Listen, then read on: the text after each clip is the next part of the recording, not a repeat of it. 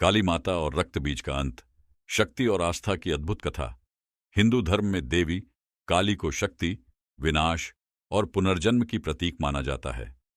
उनका काली रूप अत्यंत उग्र और भयावह है, जो अधर्म, असुरों और अज्ञानता का अंत करने के लिए प्रकट हुआ।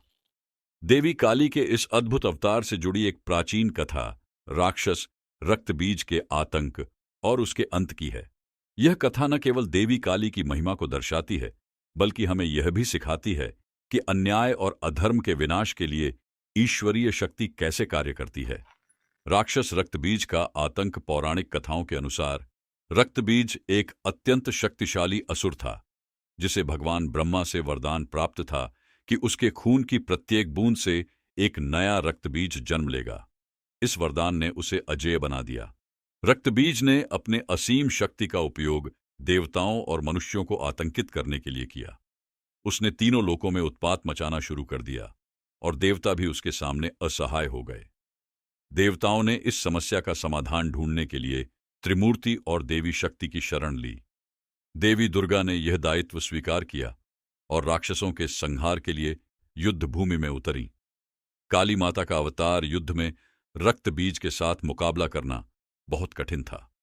जैसे ही देवी दुर्गा उसका वध करने का प्रयास करती, उसका रक्त धरती पर गिरकर और अधिक रक्त बीज उत्पन्न कर देता।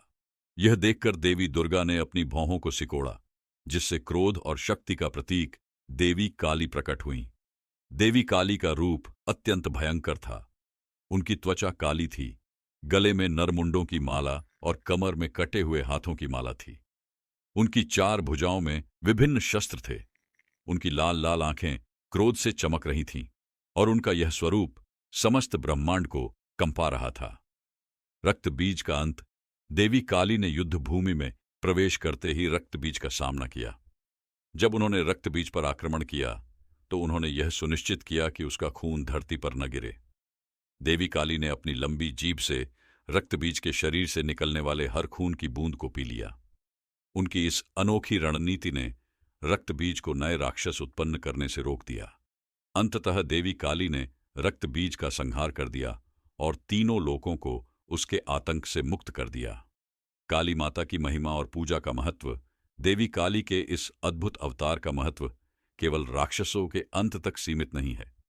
यह हमें यह सिखाता है कि जीवन में नकारात्मकता और अन्याय को समाप्त करने के लिए एक दृढ़ और उग्र रूप धारण करना आवश्यक है। काली माता का यह रूप यह भी दर्शाता है कि कैसे मां अपने बच्चों की रक्षा के लिए किसी भी सीमा तक जा सकती है। काली माता की पूजा विशेष रूप से शक्ति और साहस प्राप्त करने के लिए की जाती है। बंगाल और अन्य क्षेत्रों में काली पूजा का विशेष महत्व है, जहां उन्हें प्रेम, भक्ति और शक्ति का प्रतीक माना जाता है।